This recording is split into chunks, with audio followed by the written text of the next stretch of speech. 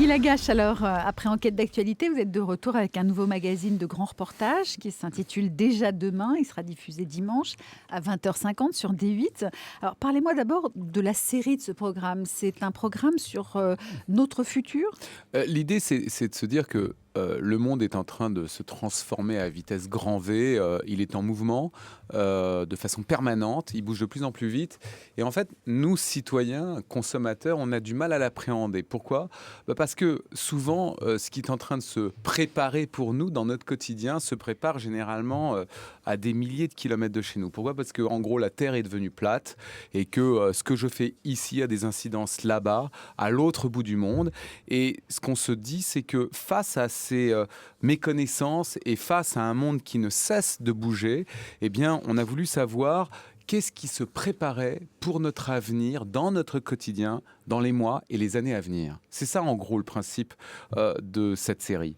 Et pour commencer... Au regard de la mondialisation. Au regard de la mondialisation, parce qu'encore une fois, on est dans la mondialisation. On peut le regretter, on peut le célébrer, mais c'est un fait. Donc l'idée, c'est pas tellement de le juger, c'est d'essayer de comprendre comment ce monde fonctionne et comment il est en train de se préparer et qu'est-ce qui nous attend demain. Et est-ce que, au-delà de ce qui nous attend demain, il y a l'idée de dire, malgré la mondialisation, Guy Lagache, voici ce que nous pouvons faire, nous avons encore une possibilité d'agir.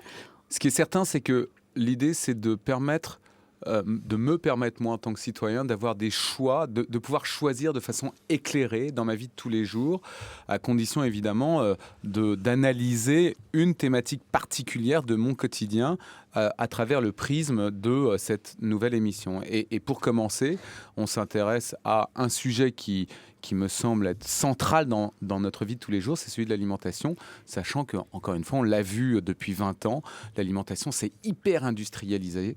Il y a un problème de traçabilité, parfois de nocivité. On a envie de savoir qu'est-ce qui va nous tomber dessus demain, quoi.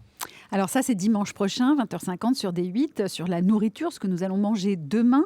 Vous faites attention, vous, à ce que vous mangez. Par exemple, vous regardez les étiquettes quand vous faites des courses. On dit toujours qu'il faut le faire. Mais... De plus en plus, et notamment avec ce que j'ai découvert là, je fais vachement gaffe. Ouais. Alors, vous allez nous dire ce que vous avez découvert. C'est pas très joyeux, d'ailleurs. Vous êtes parti pendant 1 an à travers le monde pour répondre à cette question sur ce que nous mangerons demain. Oui, parce qu'en fait, on est parti d'un truc très simple. On a commencé à aller dans un hypermarché et on a regardé des plats préparés, et notamment à base de poisson. Pourquoi le poisson ? Chair de poisson, pulpe de poisson. Voilà, pourquoi ? Parce que par rapport à la viande, dont on connaît les méfaits de la viande industrielle, le poisson a connu une consommation exponentielle ces 10 dernières années. Et quand on regarde les plats préparés, le poisson est de plus en plus présent dans les plats préparés.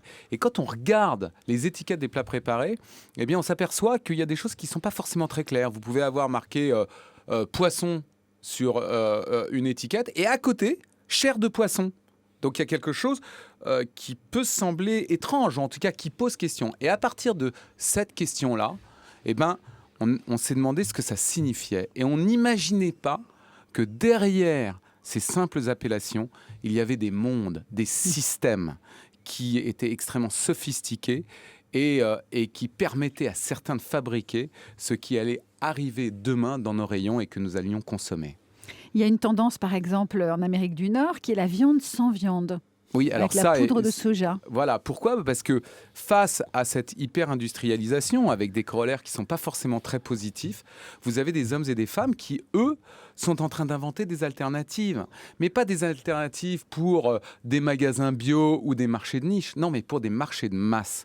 Et en Amérique du Nord, aux États-Unis et au Canada, vous avez une nouvelle type de nourriture, un nouveau type de nourriture qui est la viande sans viande, qui a un marché aujourd'hui de 500 millions de dollars, c'est-à-dire $1 demi-milliard, avec des marques qui se font des concurrences absolument colossales. Et on n'appelle pas vraiment ça viande, en fait. C'est de la viande sans viande, c'est de la meatless. Et vous mangez du poulet sans poulet, du bœuf sans bœuf, du porc sans porc. Ça a le goût du poulet grillé et c'en est pas. Et donc on s'est interrogé, on s'est demandé mais qui avait inventé ça, pourquoi, de quelle façon, et comment on industrialisait ça de façon très massive, sachant que ça, on devrait le retrouver dans nos rayons dans les mois et les années à venir. Mois.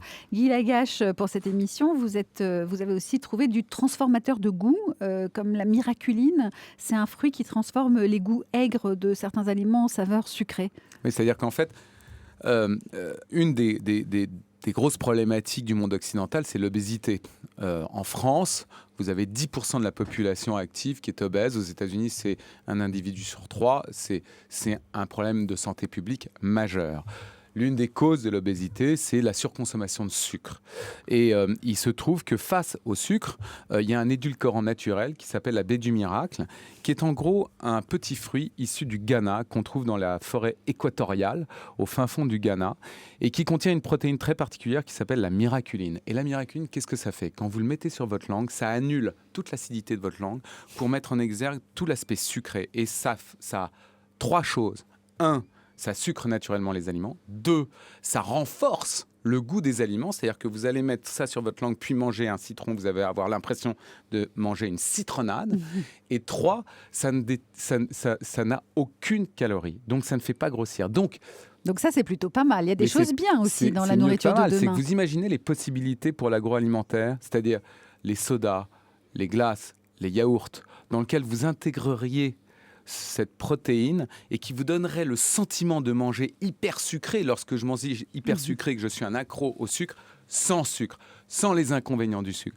Et il y a là-dedans, comme d'ailleurs pour la viande sans viande, une révolution potentielle. Donc il y a quand même du positif dans tout ça. Absolument, il y a du positif. Que des choses anxiogènes dans ce magazine sur ce qu'on mangera demain, Guy Lagache. L'idée, c'est ni d'être anxiogène, ni d'être béni oui-oui. L'idée, c'est d'essayer de comprendre le pourquoi du comment de ceux qui agissent.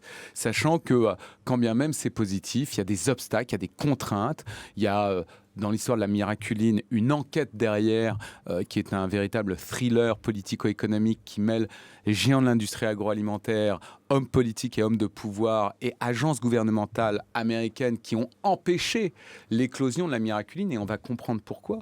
Donc l'idée, c'est pas d'avoir quelque chose d'anxiogène, l'idée, c'est de faire mon métier de journaliste, et c'est pour ça que je suis reparti sur le terrain pour faire du reportage comme n'importe quel reporter de base. La thématique de l'émission ce dimanche, c'est donc sur la nourriture, mais vous en ferez d'autres. Est-ce que vous avez déjà une idée de ce que vous allez explorer ?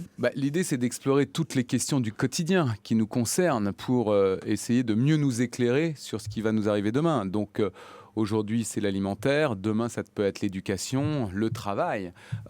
Pourquoi ? Parce qu'il est en train de se passer des révolutions précisément dans tous ces domaines-là qu'on ne soupçonne pas. Et ce qui nous intéresse, nous, à D8, c'est d'aller les découvrir et les décrypter. Guy Lagache, qui est votre invité aujourd'hui pour son émission qui s'appelle Déjà demain et qui sera diffusée dimanche à 20h50 sur D8. Vous saurez tout ce qui vous attend demain dans votre frigo. Mais tout de suite, ce qui vous attend, c'est Allô les stars avec Thierry Garcia. À tout de suite.